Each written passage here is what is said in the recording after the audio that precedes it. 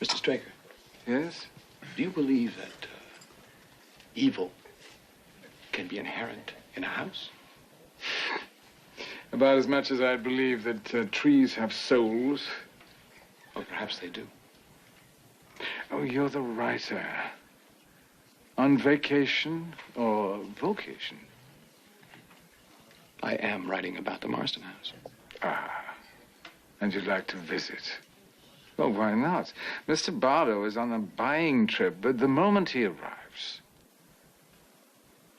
you'll enjoy Mr. Barlow. And he'll enjoy you. Boogeyman band coming round the bend. Is Boogeyman band? Is Boogeyman band? Tribute. Greetings, my fellow Fright Fiends, and thanks so much for dropping by the Horror Zone channel. I hope everyone's doing well. This is part 13 of my quiet little tribute to Salem's Lot series. Probably one of my favorite things that I do here on the channel.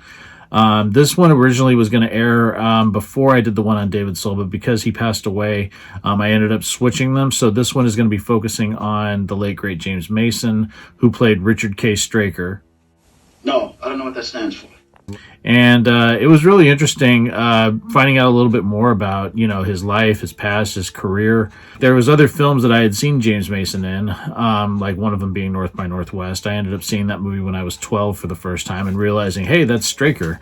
You know, it's one of those things where I was already a huge Salem's Lot fan by the time I saw North by Northwest. For me, Richard Straker is the main villain of Salem's Lot. I know everybody looks to Barlow, but Barlow is the attack dog. When you first meet him, when you're first really introduced to him, he's this mysterious man, very quiet. Of course, he has his interactions with Larry Crockett. And you see is when he starts to set things in motion that he's conflicted. When he gives the directions to Larry Crockett to have the crate delivered, you see that he knows that there's really no turning back now.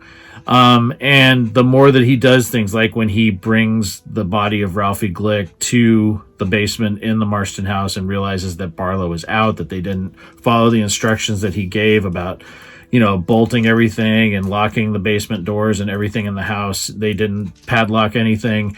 And he realizes that the attack dog is loose, and here's your first offering. This is what I'm offering you. You know, it's almost like a peace offering.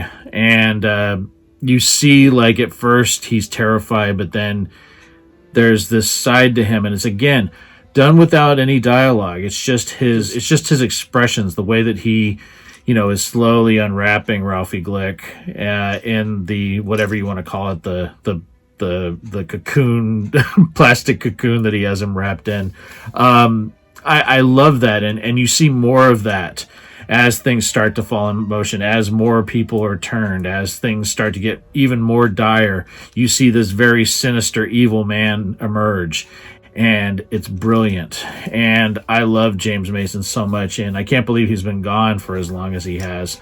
Not only did I do some research like I always do, usually I check on Wikipedia, IMDb to get a lot of the information about their backstory, but I also, of course, used this amazing book, Studies in the Horror Film by Tony Earnshaw. There is a second printing of this coming out with extra material. I did talk about this in a recent video. But yeah, that second printing is supposed to be coming out. I don't know any more information now. There is an interview in this that I referenced. It's called The Gentleman as Actor, an interview with James Mason by Miles Beller. And Miles Beller was actually on set. So the interview... it's more of a, just sort of a conversation. It's not really like a straightforward interview, but it's like a conversation that happens with Miles and Mr. Mason, as well as Clarissa Kay Mason, his wife, who's with him. She, of course, played Marjorie Glick in the film. But them kind of, you know, talking in his trailer, and then also talking when they go out and have lunch about television and movies and movie actors doing television work. It's really interesting and was really a great read. And again, I can't cite this enough that this is a fantastic book. So if you guys have a chance to grab that second printing when it comes out, I will keep people posted here on the channel. But yeah, this is one you definitely need to own. So with that, I'm going to let this play, and I will come back with my closing thoughts, and here we go. James Neville Mason was an English actor. He achieved considerable success in British cinema before becoming a star in Hollywood. He was the top box office attraction in the UK in 1944 and 1945. His British films include The Seventh Veil and The Wicked Lady, both from 1945. He starred in Odd Man Out in 1947 and is the recipient of the BAFTA Award for Best British Film. Mason starred in such films as George Cukor's A Star is Born in 1954, Alfred Hitchcock's North by Northwest in 1959, Stanley Kubrick's Lolita in 1962, Warren Beatty's Heaven Can Wait in 1978, and Sidney Lumet's The Verdict in 1982. He also starred in a number of successful British and American films from the 1950s to the early 1980s, including The Desert Fox in 1951, Julius Caesar in 1953, Bigger Than Life in 1956, 20,000 Leagues Under the Sea in 1954, Journey to the Center of the Earth in 1959, Georgie Girl in 1966, and The Boys from Brazil in 1978. Mason was nominated for 3 Academy Awards, 3 Golden Globes, winning the Golden Globe in 1955 for A Star is Born, and 2 BAFTA Awards throughout his career. Mason was born on the 15th of May of 1909 in Huddersfield in the West Riding of Yorkshire, the youngest of 3 sons of John Mason and Mabel Heddersley. Mason was educated at Marlborough College and took a first in architecture at Peterhouse, Cambridge, where he became involved in stock theater companies in his spare time. He had no formal acting training and initially embarked upon it for fun. After Cambridge, Mason made his stage debut in Aldershot in The Rascal in 1931. He joined the Old Vic Theatre in London under the guidance of Tyrone Guthrie. Mason registered as a conscientious objector during World War II, casting his family to break with him for many years. But his tribunal did not accept him on the requirement of non-combatant military service, which he also refused. He appeared against the aspect of the tribunal's decision, but it became irrelevant once he was included in a general exemption for film work. In 1941 to 1942, he returned to stage to appear in Jupiter Labs by A.J. Cronin. He established himself as a leading man in Britain in a series of films. Mason's Hollywood career was revived when he was cast as General Rommel in The Desert Fox, a story of Rommel, directed by Henry Hathaway in 1951. To do the film, he agreed to sign a contract with 20th Century Fox for 7 years at 1 film a year. Warner Brothers hired him to play Judy Garland's leading man in the George Cukor-directed musical drama film A Star is Born. He took the role after Cary Grant turned the film down. Mason won Golden Globe Award for Best Actor, Motion Picture, Musical, or Comedy, was nominated for Academy Award for Best Actor. He starred in 2 thrillers for Andrew L. Stone, Cry Terror and The Decks Ran Red in 1958, then played the suave master spy hunting down Cary Grant with romantic assistance from Eva Marie Saint in North by Northwest in 1959, directed by Alfred Hitchcock. He did The Marriage Go-Round in 1961, then played the sexually obsessive stepfather Humbert Humbert in Stanley Kubrick's version of Lolita. In 1963, Mason settled in Switzerland and embarked on a transatlantic career. He began to drift into support roles or second leads. The epic The Fall of the Roman Empire, The Pumpkin Eater, both in 1961, A Pirate Who Betrays Peter O'Toole's character in Lord Jim, 1965, A Chinese Noble and Genghis Khan, 1965, Georgie Girl, 1966, a role that earned him a 2nd Academy Award nomination, this one for Best Actor in a Supporting Role.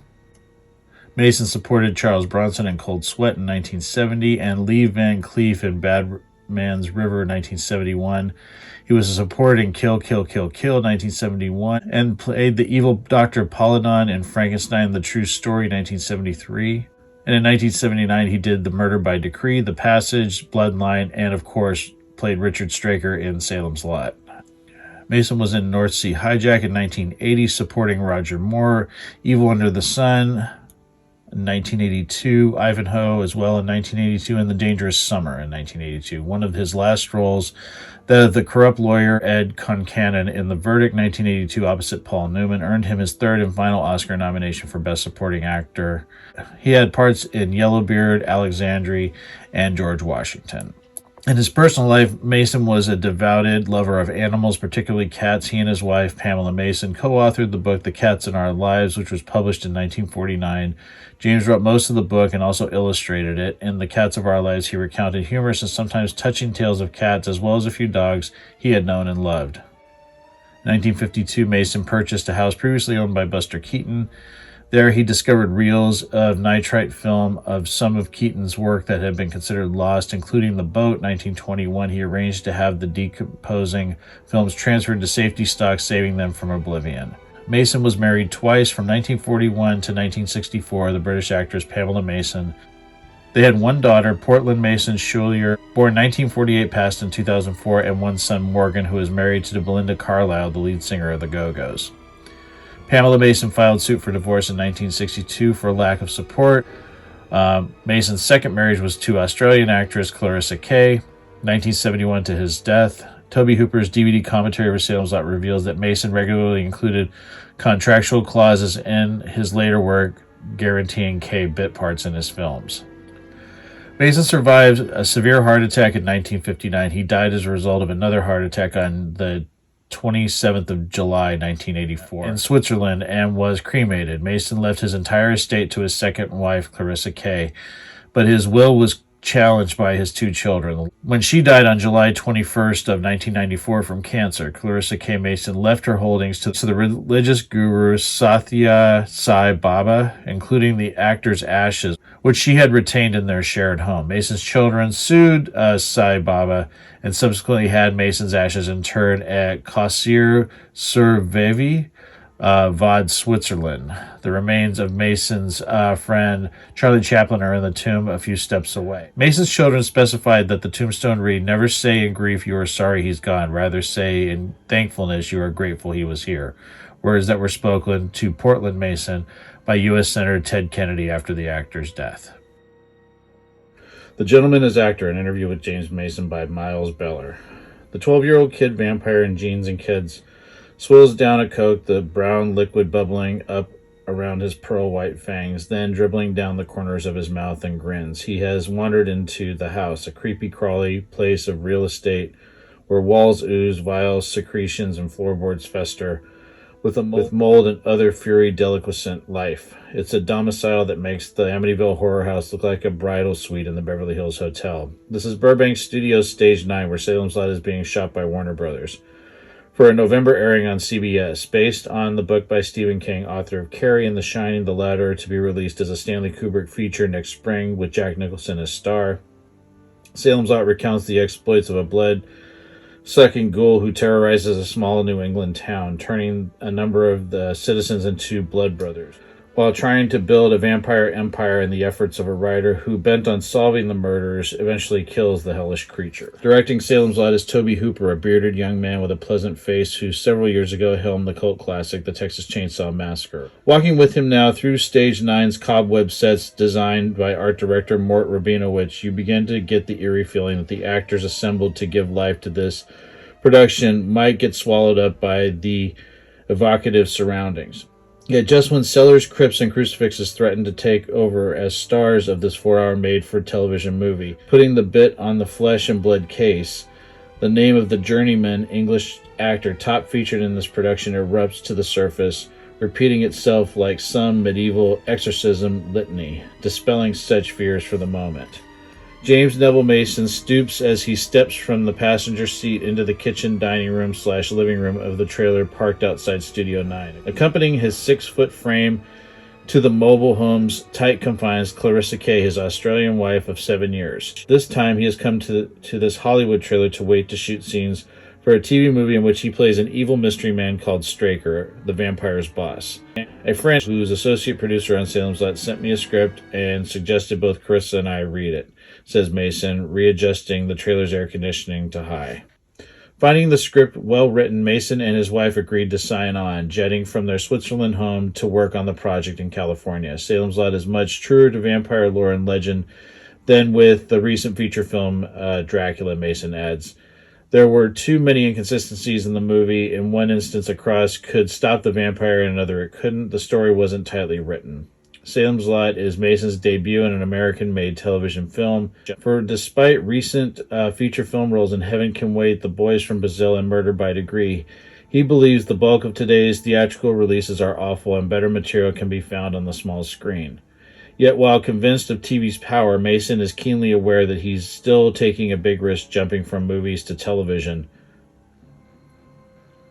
His involvement with Salem's Lot is thus somewhat of a gamble, yet it is a move consistent with how he has managed his career through the years. For James Mason has always taken chances, betting on his talent to get him through all kinds of projects.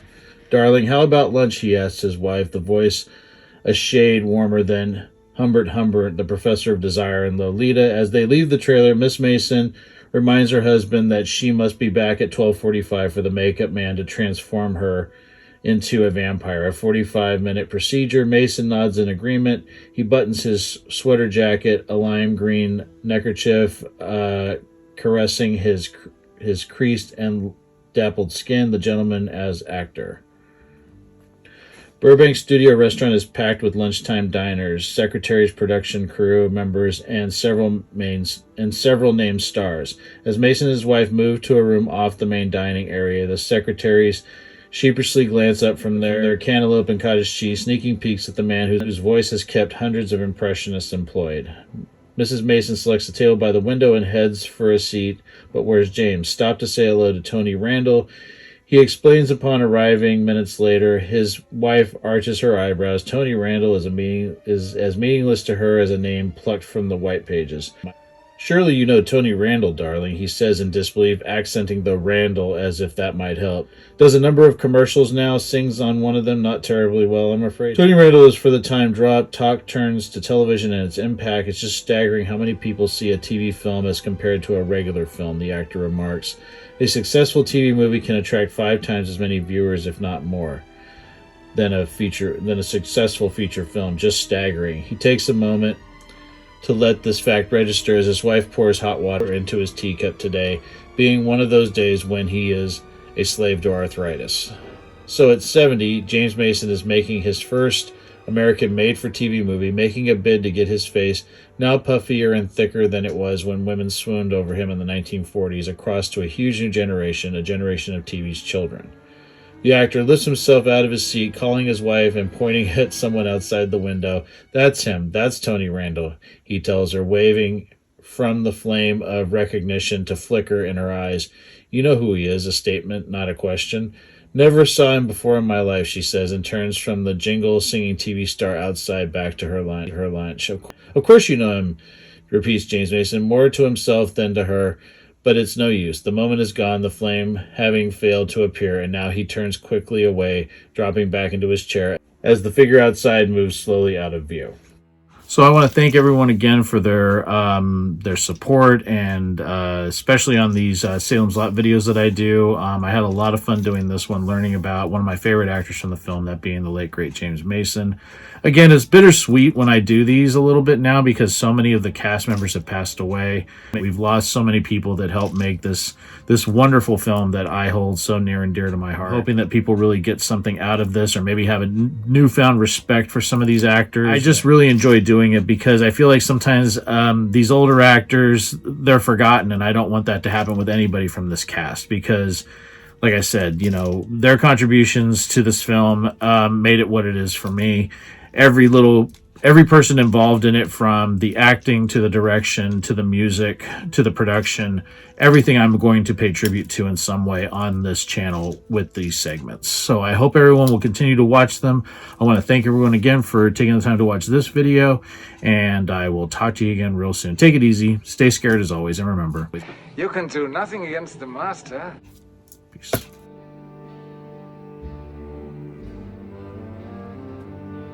Hey, my fellow Fright Fiends, I just want to thank everyone for supporting Boogeyman Ben's Horror Zone. If you haven't yet subscribed and you'd like to, please hit the subscribe button down below. Click the bell notification so you're updated every time I drop a new video. I try to drop a video at least once or twice a week. The Horror Zone is a passion of mine, and it really makes me happy that I can share that passion with all of you guys. Thanks so much again for the support, and I'll talk to you again real soon. Take it easy. Stay scared as always. Peace.